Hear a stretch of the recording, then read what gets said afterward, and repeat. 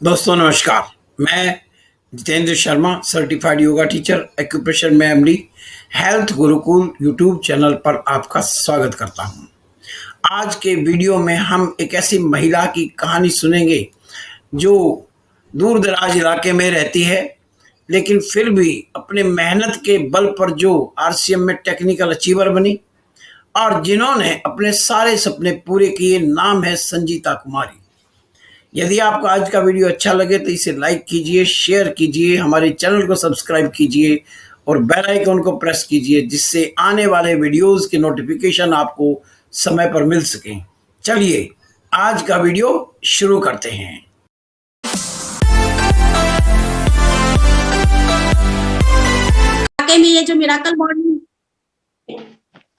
वाकई में ये जो मिराकल मॉर्निंग मिराकल आर्मी के हम लोग जितने भी साथी हैं, वाकई में हम लोगों के जीवन में बहुत बड़ा चमत्कार हो रहा है और ये चमत्कार का सारा श्रेय हमारे गुरुदेव जितेंद्र शर्मा सर को जाता है।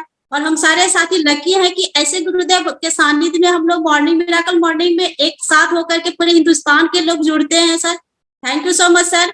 और इसी तरह हम लोगों के ऊपर सर आशीर्वाद बनाए रखेंगे सर, बिल्कुल। और मैं हमेशा मैं दुआ करूंगी शर्मा सर हम लोगों के साथ हमेशा बना रहे और हम लोगों को एकदम गौरवान्वित जीवान्वित करते रहे सर।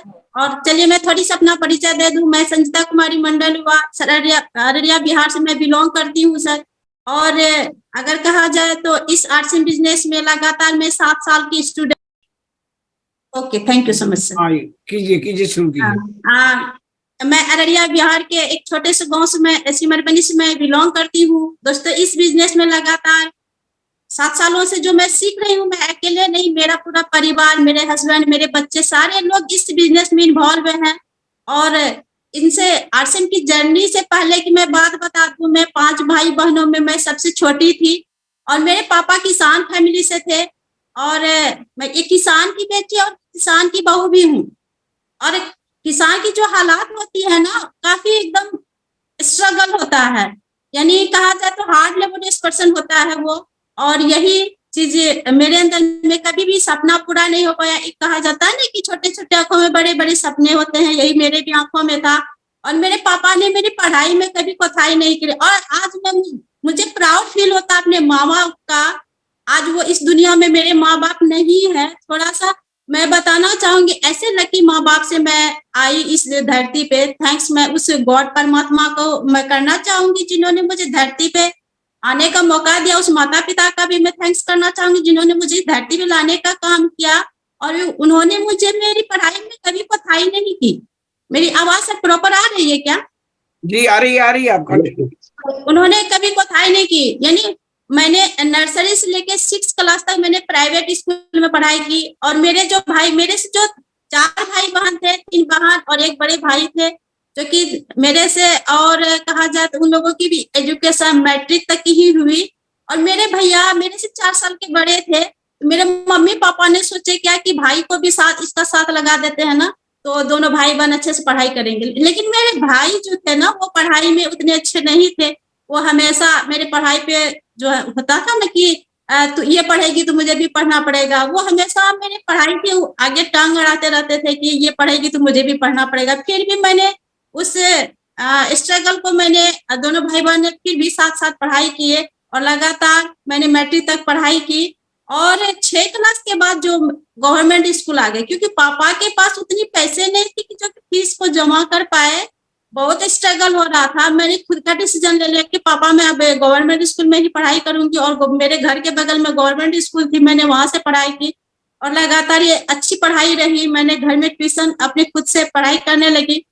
इसके बाद मैंने मैट्रिक की। इसके बाद मैंने 2005 में मैंने इंटर भी की और 2005 के बाद मेरे पापा की एक्सपायर हो जाती है।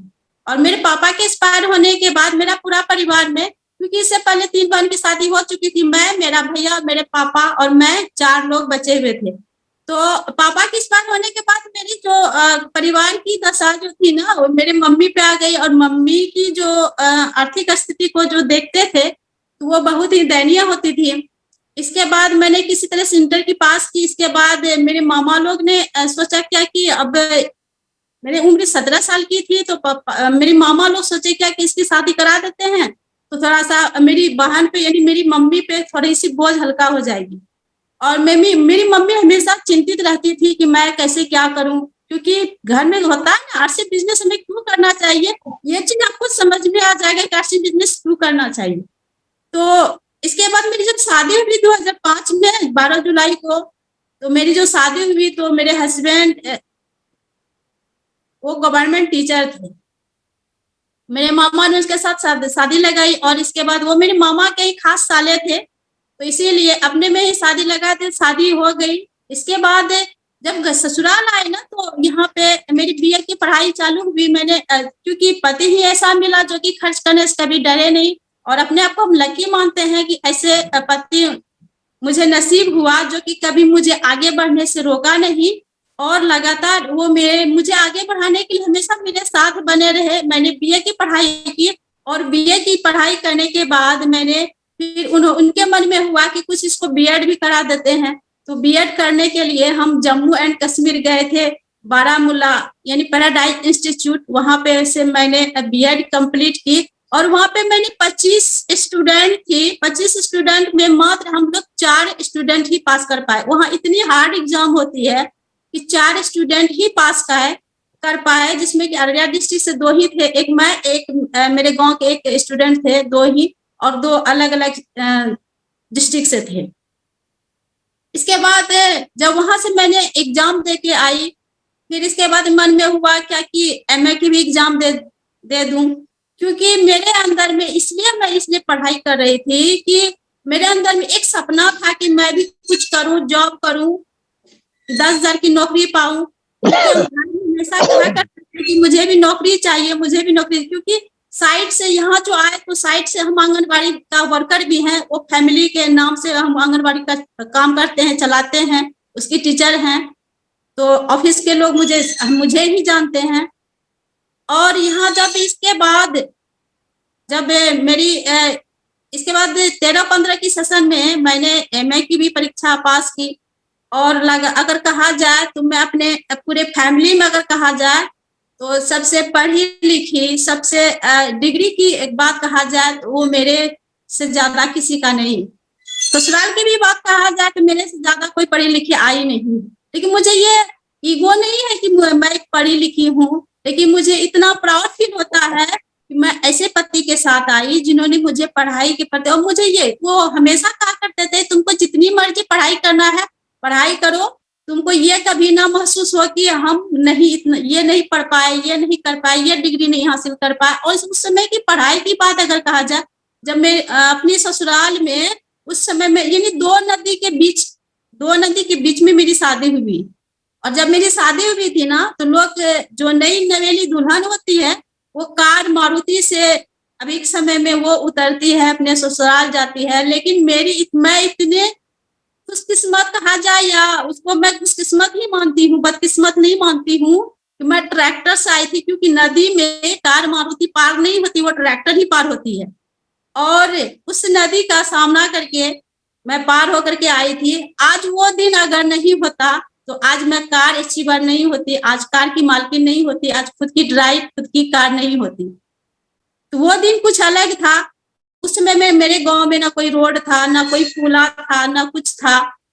और लगातार जब मैं यहाँ आई तो मैंने स्ट्रगल की 10,000 की नौकरी पाने के लिए, लेकिन सर के मन में ये था कि तुमको तो नौकरी नहीं कराएंगे। मुझे ये पता नहीं था, लेकिन हम बीच बीच में सर को टोकते रहते थे। आपको कौन नहीं जानता है, जब डोनेशन से नौकरी मिलती है तो बिना डोनेशन का नहीं मिलती, तो हमको भी 10,000 की नौकरी चाहिए। तो सर यही कहा करते थे। लास्ट दिन जब एक दिन ऐसा हुआ कि हम दोनों में मतलब कि झगड़ा ही कहा जाए या तू मैं ही कहा जाए, वो हो गई। तो सर के अंदर से वो फीलिंग आवाज आई, देखो जी मैं तुम्हें तो नौकरी नहीं कराऊंगा, इसलिए नहीं कराऊंगा, मैं खुद का नौकरी करता ही हूँ। तुमको खाने की जहां तक की जरूरत होती है, पहनने की जहां तक की जरूरत होती है, वो तो सारा पूरा हो ही जाता है। फिर नौकरी की क्या, नौकरी करेगी तो फिर तुम कहीं और रहेगी, मैं कहीं और रहूंगा, तो फिर जिंदगी फिर अलग अलग हो जाएगी। क्योंकि इससे पहले सर की एक मैं बता दूं, क्योंकि मुझे बोर फील नहीं होता है, मुझे गिल्टी महसूस नहीं होता है। मेरे सर की पहले शादी हो चुकी थी, यानी माँ बनने से पहले मैं किसी की माँ थी। क्योंकि सर की जो शादी हुई थी तो उनकी जो बड़ी मैडम थी वो इपिलेप्सी पेशेंट थी, मिर्गी पेशेंट कहा जाता है। उसकी मानसिक स्थिति सही नहीं है, अभी भी है वो। उसे मैं माँ जैसी मानती हूँ, उसे माँ की जैसी सेवा देती हूँ और आज भी वो है। उसकी जहाँ तक की सेवा की जरूरत है मैं भरपूर करती हूँ। जब शादी होकर के ससुराल आए तो सर की बड़ी मैडम इपिलेप्सी पेशेंट थी। कब वो आग में जल जाएगी, कब वो नदी में कूद जाएगी, कब क्या कर लेगी, ये ऐसी उसकी मानसिक स्थिति है। और सर की एक बच्चे हैं और सर की नहीं, मैं खुद की बोलती हूँ, वो मेरे बच्चे हैं। आज वो बच्चा मेडिकल स्टूडेंट है, आज वो एलन इंस्टीट्यूट में आज वो मेडिकल की पढ़ाई करता है। और जब ससुराल आए तो बूढ़े सासू माँ, बूढ़े ससुर जी और साधारण उम्र के नहीं, 90-95 साल के। और मेरी सेवा की वजह से कहा जाए तो वो एकदम बिल्कुल स्वस्थ थे, यानी 90-95 साल की उम्र में भी वो एकदम स्वस्थ थे। और पिछले 2020 में सासू माँ की डेथ हुई, इसके बाद पिछले 2021 में ससुर जी का भी डेथ हुआ। लेकिन उन्होंने, कहा जाता है ना, जब सच्चे सेवा, जब सच्चे दिल से लगन से अगर किसी सेवा करें ना तो जाते जाते आशीर्वाद दे जाते हैं। जब मेरे सासू माँ जब जाने लगे तो उन्होंने बस यही मुंह से आवाज निकाली जाने के समय में कि बेटा तुमने मेरी बहुत अच्छी सेवा की है, तो तुझे किसी भी चीज की जिंदगी में कमी नहीं होगा, हमेशा हर चीज पूरा होगा। मेरे ससुर जी की भी जाने के समय में बस यही आवाज, लोग बोलते हैं ना कि मरने के समय में लोग चिल्लाते हैं, कुछ अलग बोलते हैं, भगवान का नाम लेते हैं, लेकिन भगवान का नाम तो वो लोग ले ही रहे थे क्योंकि हम लोग गुरु भक्त हैं और गुरु भक्त हमेशा जुबान पे रहता है। और जब जाने के समय में ससुर जी की भी यही आवाज सुनने को मिली कि बेटा तूने मेरी इतनी सेवा की है, इतनी सेवा की है कि तुझे किसी भी चीज की कभी जरूरत नहीं, किसी भी चीज की जरूरत होगी तुमको आपसे आप पूरा होगा, किसी भी कमी महसूस नहीं होगी, बशर्ते तुम बस पूरे परिवार की ख्याल रखना और मुझे पता है कि तुम पूरे परिवार की ख्याल रखेगी। तो ये था उसका जाने के समय का। और शुरुआती इसके बाद ये आरसीएम जैसी जर्नी मेरे जीवन में, ये तो मेरी थी आरसीएम लाइफ की, यानी आरसीएम से हटके यानी मेरी खुद की कहानी। अब थोड़ा सा चलते हैं आरसीएम की ओर। आरसीएम 2016 में मेरे जीवन में आया, वह कोई और नहीं, वह मेरे जीवन में आरसीएम को देने वाले वो मेरे बड़े भाई थे, मेरे मौसेरे भाई थे, मेरे बड़े भाई थे। कहा जाता है कि माँ बाप के बाद बड़े भाई का ही स्थान होता है। मैं उसे मौसेरे भाई नहीं मानती हूँ, मैं उसे अपना भाई मानती हूँ। जहाँ मेरी घर है वहाँ उसके भी घर है और वो मेरे गार्जियन तुल है, वो भी इस मीटिंग में ज्वाइन होंगे। थैंक्स करना चाहूंगी ऐसे बड़े भाई का, ऐसे मेंटर, ऐसे स्पॉन्सर, ऐसे आइडल मेरे भाई जो कि मेरे गुरु भी हैं, जिन्होंने मुझे आरसीएम बिजनेस को दिया और वह लगातार हमें आरसीएम बिजनेस को सिखाने का प्रयास किया, सिखाने का काम किया। आज उसी की बदौलत मैं आज आप लोगों के बीच में बनी हुई हूँ और थैंक्स करती हूँ। मैं उनको तहे दिल से मैं नमन करती हूँ कि आज वो व्यक्ति नहीं होते मेरे जीवन में तो मैं आज आप लोगों के बीच में नहीं आ पाती, नहीं बोल पाती। और इसी क्रम में चलते चलते कहा जाता नहीं, जब आप किसी काम को स्टार्ट करते हैं ना, मन से करते हैं, लगन से करते हैं, तो आपको सभी लोग साथ देने के लिए तैयार होते हैं। इसी क्रम में चलते चलते रविंदर सर जैसे अपलाइन मिले और उन्होंने भी मुझे साथ दिया, उन्होंने भी मुझे आगे बढ़ाने का काम किया। और इसी रफ्तार में क्योंकि मैं आगे लगातार बढ़ती रही, उस समय में जब मैं स्टार्ट की थी बिजनेस को तो कोई पिकअप सेंटर नहीं था। मेरे जो मेंटर गुरु थे, जो मेरे स्पॉन्सर थे, जो मेरे भाई थे, उन्होंने अररिया से सामान को अवेलेबल करा करके, यानी कहा जाए तो 50 किलोमीटर जाना आना, वो वहां से सामान को मेरे घर में अवेलेबल कर देते थे। यानी जो सामान खर्च नहीं होती थी उससे पहले उन्होंने मेरे घर में सामान दे देते थे। इसी का नतीजा हुआ कि आज इस सिस्टम में हम बने हुए हैं। कभी भी मेरे अंदर में निगेटिविटी नहीं आई, कभी भी आरसीएम को हम इग्नोर नहीं किए हमेशा। हाँ, लेकिन एक बात है कि मैं नेटवर्क को नहीं समझ पा रही थी कि नेटवर्क मार्केटिंग भी कोई चीज है, क्योंकि कभी जीवन में नेटवर्क मार्केटिंग से कभी मुलाकात नहीं हुई, कभी सोच मतलब कि जाने ही नहीं थे। और लगातार जब चलते रहे तो इसी क्रम में धीरे धीरे सानिध्य सारे गुरुदेव, मैं अपने आप को लकी मानती हूँ कि जितने भी अपलाइन मेरे सीरीज में हैं, जितने भी अपलाइन मुझे मिले, उन सारे अपलाइन का सारे अपलाइन लोग बोलते हैं ना कि मैं आ गया सिस्टम में, मेरे अपलाइन छोड़ के चले गए, लेकिन मैं अपने आप को लकी मानती हूँ कि सारे अपलाइन मेरे साथ बने हुए हैं। और मुझे जो ये मुंह का बोली, मुंह का जो आवाज, मेरे अंदर की जो भावना, मेरे अंदर की जो सपना को जगाने का काम किया, वो कोई और नहीं, वह हमारे मेंटर गुरु, मेरे आइडल, इस जॉन कैस्ट्रिज मास्टर के नाम से जाने जाते हैं। वो हमारे गुरुदेव मिस्टर संजीव चौधरी सर। मैं उनको तहे दिल से मैं नमन करती हूँ ऐसे गुरुदेव का, जिन्होंने मुझे मेरे अंदर में लीडरशिप लाने का काम किया, आज मुझे स्टेज देने का काम किया, आज मुझे एंकरिंग करने का मौका देता है। और ऐसे गुरुदेव को मैं थैंक्स करना चाहूंगी कि आज मुझे एक आम महिला से, एक हाउसवाइफ से आज वो खास बना दिए हैं। और थैंक्स करते हैं उनको, तहे दिल से हम नमन करते हैं। और लगातार इसी क्रम में चलते चलते फिर जब बिजनेस में आगे बढ़े तो सफाकत सर जैसे अपलाइन का साथ मिला, फिर भारतीय सर जैसे अपलाइन का साथ मिला। और सबसे लकी मैं मानती हूँ इस सिस्टम में, जो मुझे और आगे बढ़ाने का काम किए और प्रोत्साहित करने का काम किए, वह कोई और नहीं, आदरणीय गुरुदेव मिस्टर पंकज सर और गुरुमाता कल्याणी मैम का बहुत बड़ा रोल है। आज अगर वुमेन एम्पावरमेंट में जो अपराजिता ग्रुप है, उनमें से एक मेंबर मैं भी हूँ। आज वो सारा श्रेय जाता है कल्याणी मैम का। आज उनकी आंखों में आज कहा जाए तो एक स्नेह मेरे प्रति इतना है कि हमेशा वो मुझे आगे बढ़ाने का, मुझे एक हौसला देती है। पूरे हिंदुस्तान में मेरे तरह कैसे नाम ऊंचा हो, कैसे नेम फेम बढ़े। तो कहा जाता है ना कि आर्ट्स एंड बिजनेस सबके नसीब में नहीं होता है। आर्ट्स एंड बिजनेस को जिन्होंने दिल से कर लिया, दिल से ठान लिया, दिल की बिजनेस है, जिन्होंने दिल लगा दिया, उसी का नेम फेम पूरे हिंदुस्तान में बढ़ेगा, उसी का नेम फेम लोग उनके नाम से जानेंगे। और मुझे भी ये कहीं ना कहीं मेरे अंदर में ये ललक थी कि मैं भी पढ़ी लिखी हूँ, मुझे भी लोग मुझे नाम से जाने, मुझे ये लोग नहीं कहे ये मास्टर साहब की पत्नी है, मुझे ये लोग नहीं कहे कि ये ज्योति सर की पत्नी है, मुझे ये लोग कहे मेरे नाम जो है कि ये संजीता मैम है। वाकई में ये थी सारे गुरुदेव, सारे अपलाइनों की वजह से ये आज मुझे मेरे नाम से लोग जानते हैं, ये संजीता मैम है।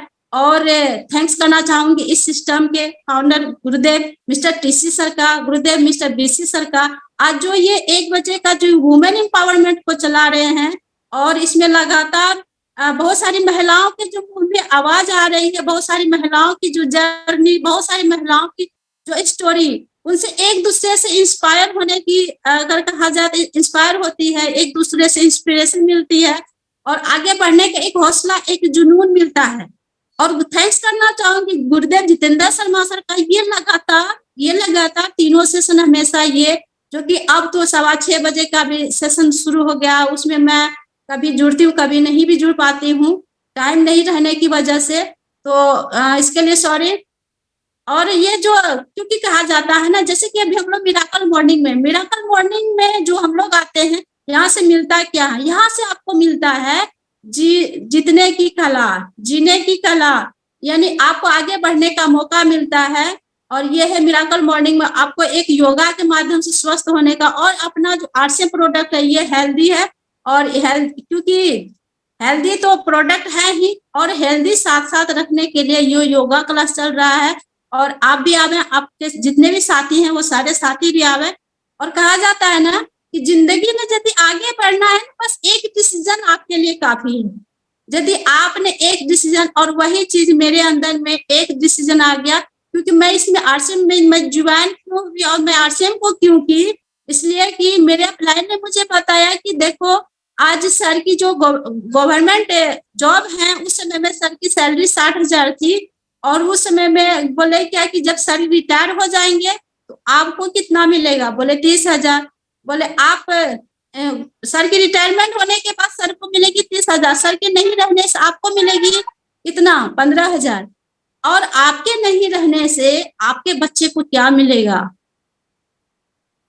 जो भी हमारे साथी हैं थोड़ा सा इस पे गौर करेंगे कि आपके नहीं रहने से आपके बच्चे 0 हो जाते हैं। सोचे ये है नौकरी की हालत। कहा जाता है ना, नौकरी में वो भूखे मरने देगा नहीं, सपना पूरा करने देगा नहीं, ये हालत होती है नौकरी की। फिर भी हम लोग दिन रात नौकरी में अपने 40 साल को गंवाते हैं। मैं तो कहती हूँ कि अपने आप को लकी मानिए कि बस आपको 5 साल आरसीएम को देना है, और 5 साल में आपके रहने या नहीं रहने से आपका पूरा परिवार सुरक्षित हो जाएगा। और यही चीज मेरे अंदर कहीं न कहीं चुभा, और ये चुभा मेरे से कहीं ज्यादा मेरे सर के अंदर भी चुभा कि मैं इस दुनिया में ना रहूं, मेरे बच्चे रोड पे आ जाएंगे। सोचिए तो, जिस बच्चे को इस धरती पे लाने का काम किए, जिस बच्चे के लिए दिन रात कमाने का काम करते हैं, जिस बच्चे के लिए दिन रात मेहनत करते हैं, क्या वो बच्चा मेरा रोड पे आ जाएगा?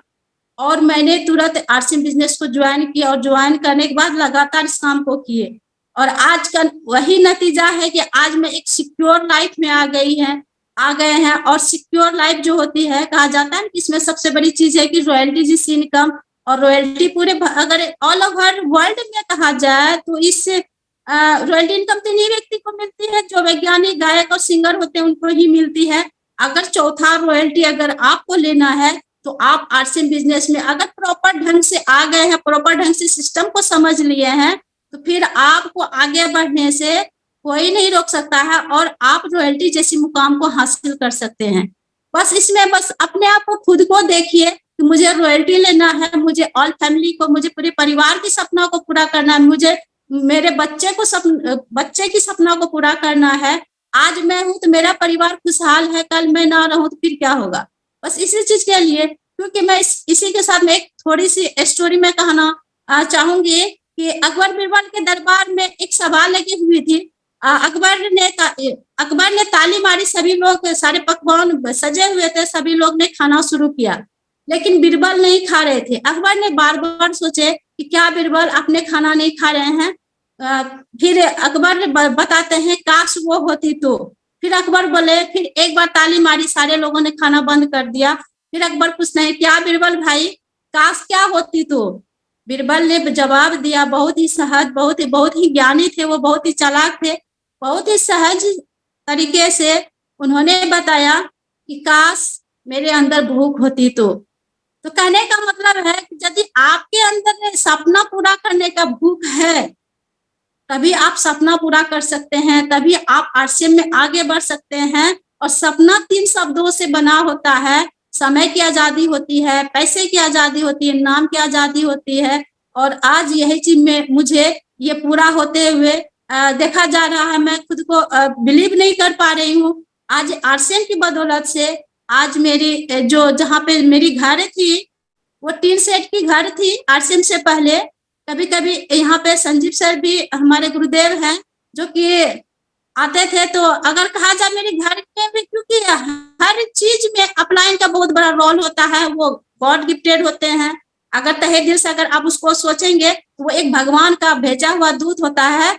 और आज मेरे पास छत वाली घर है और मैं जहां तक खड़ी होती हूँ ना, वहां तक मेरे घर में टाइल्स लगी हुई है। जो मेरा सपना था, टाइल्स मार्बल से मेरी घर सजी हुई है। और ये ड्यू टू है, और ये मेरे अपलाइन की प्रोत्साहन कि मुझे घर कब बनाना है। और मैं बता दूं कि लोग घर बनाने के लिए सोचते हैं। जिस समय में मेरी घर बन रही थी उस समय में मैंने कार भी खरीदी, यानी 13 नवंबर को मैंने घर की स्टार्टिंग की और 12 नवंबर को मैंने घर की स्टार्टिंग की और 13 नवंबर को मेरे घर कार भी आई। सोचिए, दो अचीवमेंट मेरे साथ हुआ, दो अचीवमेंट एक साथ।